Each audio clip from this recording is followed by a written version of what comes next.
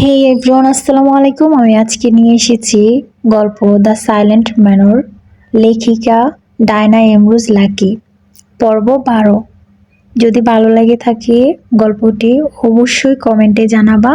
পর্ব 13 দেব ইনশাআল্লাহ। তাহলে কথা না বাড়াইয়া চলো মূল গল্পে যাওয়া যাক। জুমার নামাজ শেষে সবাই সরু পথ ধরে বাড়ি ফিরছে। রাফিদ, মীর ও আহির সবাই এক পোশাকে, পাঞ্জাবি, সকলের মাথায় সাদা টুপি, কিন্তু আহিরের মাথায় একটা রুমাল বাঁধা। সাদা রঙের রুমাল। আহিরকে এরকম সাজে দেখে মায়া তখন বলেছিল, আপনাকেও খুব সুন্দর দেখাচ্ছে, একদম আমার রাফিদ ভাইয়ার মতো। আহির প্রতিক্রিয়ায় শুধু মায়ার মাথায় হাত রেখে বলেছিল, দুষ্টু মেয়ে একটা, তুমিও কিন্তু ভারী মিষ্টি, একদম আমার ছোট্ট বোনের মতো। মায়া হেসেছিল। মীর পথে হাসতে হাসতে বলল, আজ শুক্রবার, দোয়া কবুলের দিন, যাই মায়ের কবরটি জিয়ারত করে আসি। রাফিদ এবং আহির তার রেশ টেনে বলল, আমরাও যাব। বলে তিনজন জমিদারের পারিবারিক কবরস্থানের দিকে হাঁটল। কবরস্থানের ভেতরে জুতা খুলে তিনজনই প্রবেশ করে। মীর সহ সকলে কবর জিয়ারত করে। মীরের চোখ থেকে জল গড়িয়ে পড়ল। এটাই কি প্রাকৃতির নিয়ম? মানুষ তার স্মৃতি রেখে বিদায় নিয়ে দুনিয়া থেকে চলে যাবে কেন? দুনিয়ার সময়টা আরেকটু দীর্ঘ হয় না? প্রশ্নটা যেন মীরের মনে ঘুরপাক খাচ্ছিল। জিয়ারত শেষে তারা বাড়ির উদ্দেশ্যে রওনা হয়। পথে দুই ধরনের ধান ক্ষেত। ধানের জিরি শব্দ ভেসে আসছে। কিছু ধান পেকে হলদে ভাব হয়ে গেছে। কিছু পাখিরা দল বেঁধে উঠছে। পাড়ার ছেলেরা দৌড়ে দৌড়ে খেলা করছে। আহির এবং মীরের কাছে প্রতিটি দৃশ্যই যেন মুগ্ধকর মনে হলো। মীর বলল, ইচ্ছে করছে সারাটা জীবন এখানেই থেকে যাই। রাফিদ মীরের রেশ টেনে বলল, তোকে এখানে থাকতে তো কেউ বারণ করেনি, থেকে যা। মীর হেসে জবাব দিল, ইদানিং মনে হচ্ছে সময়টা ঘনিয়ে এসেছে, আলিমনগর নয়, দুনিয়া থেকেই চলে যেতে পারি। বলে মৃদু হাসে। কিন্তু রাফিদের কাছে বাক্যটি ভালো লাগেনি। রাফিদ মীরের দিকে তাকিয়ে বলল, আমরা বন্ধু, আমাদের বন্ধুত্ব এর পথ চলা সবে শুরু হয়েছে। একসাথে আমরা অনেক পথ চলবো, অনেক ইচ্ছা আছে। আর তুই এসব বলছিস? মীর বলল, তোদের দেখছি রসিকতা করেও কোনো কথা বলা যাবে না। কথা বলতে বলতে তারা বাড়িতে পৌঁছে যায়। আমজাদ চৌধুরী বেশ উদ্ভ্রান্ত হয়ে বসে আছে বৈঠকখানায়। তার সাথে থমাসন, রাফিদ ও আহির এসে তাদের সাথে যোগদান দিল। আহির যেন একটু সময় পেল আমজাদকে কিছু জিজ্ঞাসাবাদ করার। আমজাদও কদিন ধরে মিলনের বিষয়টা নিয়ে চিন্তিত। আহির ও রাফিদ তাদের সাথে আলাপ আলোচনায় মশগুল হলো। কিন্তু মীর সেখান থেকে চলে যায় সিঁড়ি বেয়ে। দোতলার দিকে উঠতেই সামনে পড়ে মায়া। মায়া আজ শাড়ি পরেছে, আকাশি রঙের শাড়ি, সাথে চুলগুলো খোলা রেখেছে, কপালে ছোট্ট একটা টিপ, মুখশ্রী বেশ উজ্জ্বল দেখালো। মীর চোখ তুলে তাকায় মায়ার দিকে। দুজনে মুখোমুখি। মীর মলিন কণ্ঠের সাথে রসিকতা টেনে বলল, রূপসীর রূপ যে মাশাআল্লাহ, দেখলেই বলতে ইচ্ছে করে সুবহানাল্লাহ। মশকরা করছেন? আল্লাহ সৃষ্টি নিয়ে কেউ মশকরা করে? পাপ হয়। আপনি তো মেয়েদের মন নিয়ে রং তামাশা করেন, তাতে পাপ হয় না? মোটেই না, আমি কখনো একাধিক মেয়েদের মন নিয়ে খেলা করিনি। সত্যি কথা বলতে আমার জীবনে আমি 5 জন নারীর সাথে কথা বলেছি। মায়া শান্ত স্বরে বলল, হিসেব আছে দেখছি, বরাবরই আমি হিসেবে পাকা। তা 5 জন নারীর মধ্যে তারা কারা? মীর বলল, একজন আমার মা, একজন ছোট্ট মা, একজন দাদি, আর একজন তুমি। মায়া ভ্রুকুঞ্চিত করলো। 4 জন হলো। 5 নম্বরকে? মীর বেশ উৎফুল্ল হলো। এরপর নিমেষে আবার নীরব হয়ে বলল, আছে একজন, তবে তার নাম এখনই বলা যাবে না, সময় হলে ঠিক জানতে পারবে। মায়া মনে মনে নিশ্চিন্ত হলো, 5 নম্বর মেয়েটি নিশ্চয় মোহিনী, কিন্তু শব্দে প্রকাশ করল না। তার ভেতরটা কিঞ্চিৎ কেঁপে উঠল। নিজের প্রিয় মানুষটির মুখে তার প্রিয় মানুষের নাম শোনা যেন ছুরির মতো ধারালো। মায়াকে চুপচাপ দেখে মীর বলল, কি হলো, চুপ করে আছো যে? মায়া এবার ক্ষিপ্ত হয়ে বলল, সেই কৈফিয়ত আপনাকে দিতে হবে? সরুন সামনে থেকে। মীর বলল, সামনে থেকে সরব কেন? পাশেই তো জায়গা আছে, ওখান থেকে থেকে যাও, দেখো। আবার পরে যেও না কিন্তু, তাহলে ধরার জন্য তোমার স্বামী কিন্তু এখনো আসেনি। মায়া রাগে গজগজ করতে করতে বলল, আমি পরে গেলে সামলে নিতে পারবো। পারবে না রূপসী। মীর কথা শেষে থামতে মায়া পাশ কেটে যেতে চাইল, তখনই পা পিছলে মায়া পড়ে যেতে মীর ধরে ফেলে। মায়া বিমোহিত হয়ে উঠল। মীর মায়াকে সোজা করে দাঁড় করিয়ে মোহময় কণ্ঠে বলল, বললাম না নিজেকে সামলে নিতে পারবে না। মায়া দৃষ্টি এলোমেলো করে বৈঠকখানার দিকে দেখল। সবাই যে যার মতো কথা বলছে, তাদের দিকে কেউ ঘুরেও তাকায়নি। মায়া ভেবেছিল সবাই হয়তো তাকে আর মীরকে বিব্রতকর অবস্থায় দেখছে, কিন্তু কেউ দেখেনি। এটাও কি সম্ভব? কারো নজর এদিকে আসলো না, নাকি তারা দেখেও না দেখার ভান করছে? মায়ার মনে হলো তারা অদৃশ্য একটা দেয়ালের মাঝে, যেখানে তাকে কেউ বিব্রতকর অবস্থায় দেখে না, অথচ তার ধারণা সবাই দেখে। কিন্তু কোনো এক কারণে সবাই চুপ থাকে। এর কোনো ব্যাখ্যা সে পেল না। আহির তার হাতের পট্টি খুলে ফেলেছে। যন্ত্রণা নেই এখন আর। তাকে বের হতে হবে সত্যের সন্ধানে। মিলনকে কারা হত্যা করেছে এর সত্যটা তাকে বের করতেই হবে। সন্দেহের চোখে প্রথমে আমজাদ এবং তার বাড়ির সকলে রাফিদকেও সন্দেহ করেছে আহির, তবে এখন পর্যন্ত উপযুক্ত কোনো তথ্য সে পায়নি। বিকেলের দিকে সে অশ্ব নিয়ে আলিমনগরের আনাচে কানাচে চলে যায়। সবকিছু বেশ তাৎপর্যপূর্ণভাবে দেখছে। সংবিধানে ভাষায় বহু বিখ্যাত একটা উক্তি আছে, অপরাধী যতই চালাক হোক না কেন, অপরাধ শেষে প্রমাণ সে রেখেই যায়। সেই প্রমাণের খোঁজেই যেন আহির। শীতের সময় দিনের গতিটা যেন ক্ষুদ্রতম হয়। এই সকাল শুরু হলো তো এই শেষ। সূর্য হেলে পড়েছে পশ্চিম। আহির ফেডোরার আড়াল থেকে পশ্চিম দেখলো। সূর্য বিদায় নিচ্ছে, আকাশের আড়ালে লুকিয়ে যাচ্ছে, যেমন সত্য লুকিয়ে যায় মিথ্যার আড়ালে। অশ্বের লাগাম টেনে জমিদারের তাতশাসা এর দিকে গেল। সবাই বাড়িতে চলে যাচ্ছে, ছুটি হয়েছে মাত্রই। আহির পুনরায় অশ্বের লাগাম টানলো। অশ্ব ছুটছে অজানা পথে। তখন আহিরের সামনে একটি গাড়ি এসে থামে। তার ওই গাড়ি থেকে নেমে আসে তার সহকারী অরুণ। স্যার, আমি একটা তাজা খবর নিয়ে এসেছি। কি খবর শুনি? মিলনের লাশ ময়নাতদন্তের জন্য নেওয়া হয়েছিল তো রিপোর্ট এসেছে। কি এসেছে রিপোর্টে? আমরা যখন ওর লাশ পাই তখন ওর মুখটা থেতলে ছিল, ভালোভাবে দেখতে পারিনি। রিপোর্টে এসেছে ওর চোখ দুটো উঠিয়ে ফেলা হয়েছে। কি বলছো? আহির স্তব্ধ, কেসটি আরো জটিল হয়ে গেল। হ্যাঁ স্যার। আহির আর কিছু বলল না। গভীর রাত, একটা মেয়ের চিৎকার, বদ্ধ গুদামঘর। পরদিন সকালে একজন ছেলের নিথর দেহ পাওয়া যায়। আহিরের আগেও অনেক কেস সমাধান করেছে, মার্ডার কেস, তবে মিলনের মার্ডারটি বেশ আশ্চর্যজনক। চোখ উঠিয়ে নেওয়া হয়েছে। অরুণ বলল, স্যার, মিলনের চোখ সাথেই ছিল। এই বললে সাথে ছিল না, এখন বলছো সাথে ছিল।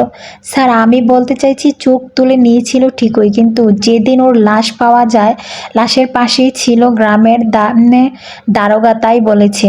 অরুণ চলে যায়। সন্ধ্যা ঘনিয়ে আসছে। আহির একটা টং দোকানে বসে চা চাইল দোকানির কাছে। ততক্ষণে সে একটা নোটবুক বের করলো, কিছু লিখলো, যেন হিসেব মেলাচ্ছে আহির। তখন মনে হলো তাকে কেউ অনুসরণ করছে। ঘুরে তাকালো চারপাশে হেলে পড়া সূর্যের দিকে। ঘুরে একজন দাঁড়িয়ে আছে বেশ কিছুটা দূরে, তার দৃষ্টি আহিরের দিকে। বেশ মোটা তাজা একজন লোক, সাথে একটি অশ্ব। আহির বিস্ময়কর হয়ে গেল। নিশ্চয়ই ইনি সাধারণ কেউ নন। গ্রামে সাধারণ মানুষের কাছে অশ্ব থাকাটা অসম্ভব, এবং নেই। তবে ইনি কে? আহির চায়ে চুমুক দিল, নোটবুক পকেটে রাখলো, চা অর্ধেক পান করলো, বাকিটা ফেলে দিল। দোকানের পাওনা পরিশোধ করলো, এরপর সেখান থেকে বের হয়। অনুসরণ করা লোকটি তার অশ্ব চেপে বসল, সাথে তীর ফলক। আহিরকে লক্ষ্য করে একটা তীর ছুঁড়ে তীরটা এসে মাটিতে বিদ্ধ হয়। আহির তীরটার কাছে গেল, তীরটির সাথে একটা চিরকুট। সে খুলে দেখলো তাতে লেখা, নিশিরপুর কবরস্থানে আসো, আমাকে অনুসরণ করে সোজা চলে আসো। লোকটির দিকে ঘুরে তাকালো। লোকটি গায়েব ও আহির হকচকিয়ে গেল। এরপর সে তড়িঘড়ি করে অশ্বপৃষ্ঠে চেপে বসে তার সামনের দিকে পথে যেতে থাকে। নিশ্চয়ই লোকটি এই পথে গেছে বলে নিশ্চিন্ত। অজানা পথ, চারপাশে শুধু গাছপালা, বাড়িঘরও নেই, শুনশান। বেশ কিছু দূর যাওয়ার পর আহির থামল। তার সামনে একটা কবরস্থান, নির্জন নীহারিকা জায়গা, এতটাই নিস্তব্ধ যে নিজের হৃদয়ে এক ধুক ধুক শব্দ নিজের কানে এসে বিঁধছে। আহির চোখ তুলে তাকালো চারদিকে, কোথাও লোকটির ছায়া নেই। সে অশ্ব থেকে নেমে হেঁটে সামনে গেল। চারদিকে কবরগুলো লতা পাতা পেঁচিয়ে গেছে। সামনে যেতে আহিরের সামনে পড়ল সেই অচেনা লোকটি। মাথায় পাগড়ি, তবে মুখ খোলা, শ্যামবর্ণ এর গায়ের রং। বৃদ্ধা, তবে লোকটিকে বয়স আন্দাজ করা গেল না। লোকটার হাতে একটা মশাল। আহির জিজ্ঞেস করলো, আপনি কে? আর এখানে কেন আমাকে আসতে বলছেন? লোকটি নিরুত্তর। আহির বিরক্ত স্বরে আবার জিজ্ঞেস করলো, কি হলো, জবাব দিচ্ছেন না কেন? লোকটি তখন গম্ভীর মুখে বলল, এসো আমার সাথে। বলে একটি কবরের দিকে গেল। দাঁড়ালো কবরটির নিকট। আহির বিমোহিত হয়ে বলল, কবর? কার কবর? রশিদ তালুকদারের। কে উনি? আর আমাকেই বা এসব বলছেন কেন? লোকটি বলল, এখানে রশিদ তালুকদারের কবর এবং ওনার বংশের অনেকেরই কবর। তো আমার প্রশ্ন হলো, তার কন্যা ফারদিনা কোথায়? ফারদিনার হবু স্বামী কোথায়? তাদের খোঁজ আজও কেন পাওয়া যায়নি? আহির অবাক হলো। সেসব আমি কি করে জানবো? তুমি জানো না? তবে তোমাকে খুঁজে বের করতে হবে। আহির এবার বিরক্ত হলো। অদ্ভুত, এদের সম্পর্কে তো আমি কিছুই জানি না, খোঁজ কিভাবে করব? এদের সম্পর্কে জানতে হলে তোমাকে দ্য সাইলেন্ট ম্যানের বইটি পড়তে হবে। ওই বইটিতে সব আছে। দেরি করো না, যাও বইটা পড়ো আর এদের খুঁজে বের করো। আহির কয়েক সেকেন্ড চুপ থেকে বলল, বইটি তো অনেক আগে, তখনকার কেউ তো বেঁচে নেই। সেটা আমিও জানি, কেউ বেঁচে নেই। বেঁচে না থাক, লাশ তো থাকবে। আমার ওই লাশই চাই। আপনি তা দিয়ে কি করবেন? সমস্ত প্রশ্নের উত্তর আগামীকাল দেব। আগামীকাল দিঘির পাড়ে তোমার জন্য অপেক্ষা করব। আর আজ রাতের মধ্যে বইটা পড়ো, বলে লোকটি আহিরের হাতে মশালটি ধরিয়ে দিয়ে চলে যায়। আহির ঘন্টা দুয়েক পর জমিদার বাড়িতে পৌঁছে যায়। ঠান্ডা জলে হাত মুখ ধুয়ে বারান্দায় বসে পড়ে। পাশেই একটা টেবিলের উপর দ্য সাইলেন্ট ম্যানের বইটি রাখা। আহিরের দৃষ্টি গেল সেদিকে। বইটি হাতে নিল। তার ঘরের দরজা খোলা ছিল। মীর ও রাফিদ উপস্থিত হলো। তার ঘরে তারাও চেয়ার টেনে বসে। মীর বলল, তুই বইটি পড়বি নাকি? আহির নিচু স্বরে বলল, পরে দেখি কি আছে এতে। শব্দ করে পড়, আমরাও শুনি, বলল রাফিদ। আহির বইটির প্রথম পাতা উল্টিয়ে দেখলো প্রথম পৃষ্ঠা ফাঁকা। উৎসর্গ বলতে কিছুই নেই। এরপর দ্বিতীয় পৃষ্ঠা উল্টালো। সেখান থেকে লেখা শুরু। আহির পড়তে শুরু করলো। 1870 সাল। আকাশ এখনো পুরোপুরি জেগে ওঠেনি। কুয়াশার আস্ত চাদরে ঢাকা ছিল আলিমনগর গ্রামের দিগন্ত। পূব দিকের গাছে ফাঁক দিয়ে সূর্যের আলো উঁকি দিচ্ছে। গ্রামের মানুষজন জেগে উঠেছে ধীরে ধীরে। কুয়াশার ভেতর দিয়ে দেখা যায় এক বিশাল জমিদার বাড়ি। রশিদ তালুকদারের পূর্বপুরুষদের গড়া বাড়িটি। দোতলার বড় বারান্দা থেকে নিচে তাকিয়ে আছেন জমিদার রশিদ তালুকদার। মাথায় সাদা পাগড়ি, পরনে হালকা ক্রিম রঙের ধুতি পাঞ্জাবি, হাতে রূপার ছড়ি। বয়স তখন 55, কিন্তু চেহারায় বয়সে ক্লান্তি নয়, বরং রাজকীয় গাম্ভীর্য। তার চোখে এক ধরনের হিসেবি দৃষ্টি, যেন প্রতিটি জিনিসের দাম জানেন, এমনকি মানুষেরও। উঠোনে ব্যস্ততা তখন চরমে। দাসীরা গামছা হাতে জল টানছে, রাঁধুনি গরম দুধ বসাচ্ছে, আর একপাশে গৃহ পরিচারক নাসির কাজের ফরমাস নিচ্ছে। তালুকদারের 4 ছেলে। রায়হান তালুকদার বড় ছেলে, কঠিন স্বভাবের, বাবার মতোই গম্ভীর। তার কণ্ঠে আদেশ থাকে, কিন্তু সেই আদেশে যুক্তি থাকে না। থাকে কৃতজ্ঞ মেজ ছেলে আবির তালুকদার, হিসেবি মন, কিন্তু মনটা নরম। জমিদার খাতা খতিয়ান হাতে নিয়ে বসে থাকে। প্রায়ই আদিব তালুকদার সেজ ছেলে, আগুনের মতো নিজের কথা বলতে গিয়ে কখনো থেমে থাকে না। গ্রামীণ মানুষের পাশে থাকতে চায়। বাবার চোখে যেটা বড় অপরাধ, সায়েম তালুকদার ছোট ছেলে, সদ্য যৌবনে পা দিয়েছে। মিষ্টি হাসি, চঞ্চল স্বভাব, বড় ভাইদের ছায়ায় থেকেও নিজের দুনিয়া সাজাতে জানেন। আর তাদের একমাত্র বোন ফারদিনা এই বাড়ির রোশনাই লালচে গোলাপি জমিদারি পরে সে জানালার পাশে দাঁড়িয়ে আছে। গত সপ্তাহ খানেক হয় 21 বছরে পা ফেলেছে। পরের আলো পড়েছে তার মুখে, পূবের আলো পড়েছে তার মুখে। মনে হয় যেন সকলের সূর্যটা তারই জন্য ওঠে প্রতিদিন। এই সকালটা অন্য দিনের মতো নয়। বাড়ির ভেতরে একটা অস্থিরতা ঘুরছে। খবর এসেছে আজ রাজস্ব পরিদর্শক আসবে জমিদারি খাজানা দেখতে। গত বছর খয়রায় ফসল নষ্ট হয়েছে, অনেক গ্রামবাসী খাজানা দিতে পারেনি। এই নিয়ে তালুকদারের মন ভারী। তালুকদার নিচে নামে রায়ান নিচে এসে বাবাকে সালাম করলো। রশিদ বললেন, আজ খবর নিও সবার, কে কতটুকু বকেয়া রেখেছে। আবির মাথা নাড়ল, কিন্তু আদিব চুপ করে দাঁড়িয়ে রইল। কিছুক্ষণ পর নিচু গলায় বলল, আব্বা, গ্রামবাসীরা তো এবছর খুব কষ্টে আছে। অনেকের ঘরে চাল নেই, একটু সময় দিলে ক্ষতি হবে না। রশিদ মুখ তুলে তাকালেন। তার দৃষ্টি যেন তলোয়ার, রাজত্বে দয়া দেখালে রাজত্ব টেনে না। আদিব, যারা খাজানা দিতে পারে না তারা জমি রাখবে কেন? আদিব আর কিছু বলল না। সে জানতো বাবার সামনে কথা বাড়ানো মানে অগ্নিতে ঘি ঢালা। তবু ভিতরে ভিতরে কিছু একটা জ্বলে উঠছিল তার মধ্যেই। সেই সময় ফারদিনা ধীরে ধীরে এসে দাঁড়ালো, চোখে কৌতূহল আর মায়া। সে বলল, আব্বা, ওরা তো মানুষ, খাজানা দিতে না পারলে একটু ক্ষমা করতে পারেন না? রশিদ মেয়ের দিকে তাকালেন একটু কোমল চোখে, তারপর দীর্ঘ নিঃশ্বাস ফেলেন। জমিদারি শুধু রাজত্ব না, দায়িত্ব। রাজত্ব না দিলে আমরা নিজেরাই শাস্তি হবে। এই রাজনীতি তুই বুঝবি না। ফারদিনা চুপ করে গেল, তবু তার চোখে একটা প্রশ্ন রয়ে গেল। মানুষের প্রতি দয়া কি তবে অপরাধ? উঠোনে সায়াম ছোট ভাইদের সঙ্গে হাসতে হাসতে এলো। সায়াম আদিবকে লক্ষ্য করে বলল, আদিব ভাই, তুমি আবার খাজানা নিয়ে ভাবছো? তুমি এসব না ভাবলে গ্রামের বিচারক হয়ে যেতে এতদিনে। সবাই হেসে উঠল, কিন্তু আদিবের মুখে হাসি ফুটল না। দূর থেকে শিঙ্গা বাজলো, দরবার বসার সংকেত। দাসরা ছুটে এসে মঞ্চ সাজাতে লাগলো। চেয়ার, টেবিল, সিঁড়ি আর এক পাশে জল ভরা কলস।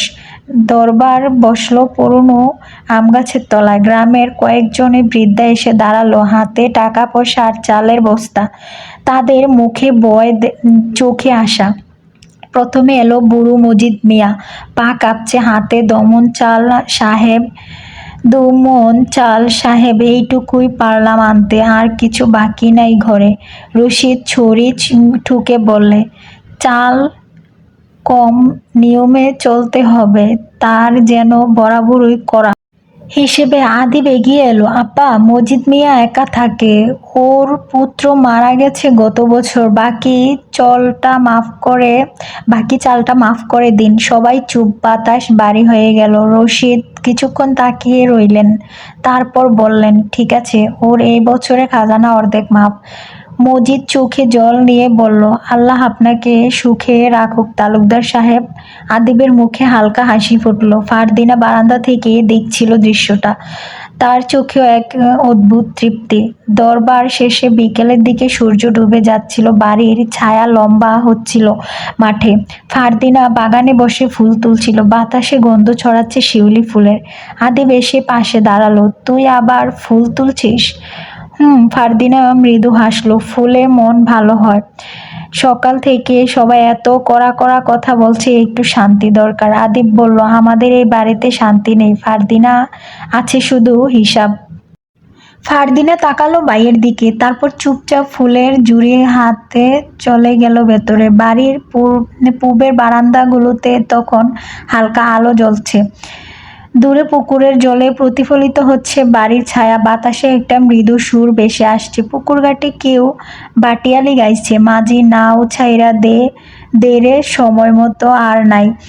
রশিদ তালুকদার দোতলার জানালা থেকে নিচে তাকিয়ে রইলেন। তার মুখে এক ছায়াময় ভাব। তিনি জানেন তার রাজত্ব এখানে টিকে আছে, কিন্তু মানুষের মন থেকে তিনি ধীরে ধীরে হারিয়ে যাচ্ছেন। রাত নামছে, কুয়াশা নামছে বাড়ির ছাদে, আর সেই কুয়াশার ভেতর দিয়ে তালুকদার বাড়ি যেন এক রহস্যের ঢাকা, যেখানে রাজত্ব আছে, আছে ক্ষমতা, কিন্তু ভালোবাসা যেন ধীরে ধীরে হারিয়ে যাচ্ছে কোথায় যেন। ফারদিনা আয়নার সামনে বসে সাজ করছে। সে আজ পরছে হালকা গোলাপি রেশমের শাড়ি, পরে শুকনো সোনালি বর্ডার, যা চাঁদের আলোয় কোমলভাবে ঝলমল করছে। কাঁধে লেগেছে হালকা সাদা চাদর, গার উপর শুকনো ফুলের কাজ, চোখে পড়েছে হাতে সোনার ছোট কড়া, কানের দুলও ছোট কিন্তু মাধুর্যে ভরা। পায়ে হালকা নীলামার চুল খোলা, প্রকৃতির বাতাসে নরমভাবে দুলছে। সেই পোশাকই ফারদিনাকে মাঠের ছাদের আলোয় আরও রহস্যময় সুন্দর দেখাচ্ছে। আলিমনগরের রাতটা আজ রূপালি চাঁদ যেন গাছের ডালে বসে, মাঠ জুড়ে দূরে ভেজা আলো ঢুলছে, দূরের নদী নিস্তব্ধ, কেবল কোথাও কোথাও ব্যাঙের ডাক, আর তার মাঝখানে একটা অচেনা বাঁশির সুর। সেই সুরে এমন কিছু ছিল যা ফারদিনার বুকে গভীর নাড়া দিল। জমিদার বাড়ির জানালায় দাঁড়িয়ে সে অনেকক্ষণ শুনে রইল। মনে হচ্ছিল বাঁশিটা যেন কারোর নাম ধরে বাজছে, তারই নাম। কে বাজাচ্ছে? কোথা থেকে আসছে এই সুর? তার মনে অনেক প্রশ্ন জমল। সে জানে না, শুধু জানে এই সুর তাকে ডাকছে। চোখে এক চমক নিয়ে ফারদিনা আলতো করে দরজা খুলল। বাড়ির পেছনে দরজা, চাঁদের আলোয় পা টিপে টিপে নামলো সিঁড়ি বেয়ে। বাতাসে বেলি ফুলের গন্ধ, পাখিরা ঘুমিয়ে আছে, আকাশের তারার ঢল। বাড়ির চৌহদ্দি পেরিয়ে মাঠে এলো সে। দূরে দেখা গেল এক যুবক শিমুল গাছের নিচে বসে আছে, হাতে বাঁশি, মাথায় পাগড়ি, মুখে আলো পড়ছে না, শুধু চাঁদের আলোয় ভেসে উঠছে এক রহস্যময় ছায়া। ফারদিনা গিয়ে থেমে গেল। স্পন্দন যেন বাঁশির সুরের সাথে তাল মেলাচ্ছে। সে আস্তে বলল, কি তুমি? বাঁশিওয়ালা তখন কিছু বলল না, শুধু বাঁশি ঠোঁটে তুলে আরেক দফা সুর তুলল। সেই সুরে ছিল এমন এক শান্তি, এমন এক ডাক, যা ফারদিনাকে আকৃষ্ট করল। ফারদিনা করুণ কণ্ঠে জিজ্ঞেস করল, কে তুমি? যুবকটি বলল, আমি রাখাল বাঁশিওয়ালা। হে এভরিওয়ান, আমার গল্পটি এইখানেই শেষ আজকে। যদি ভালো লেগে থাকে তাহলে অবশ্যই পরের পর্ব দিব ইনশাআল্লাহ। কমেন্ট করো।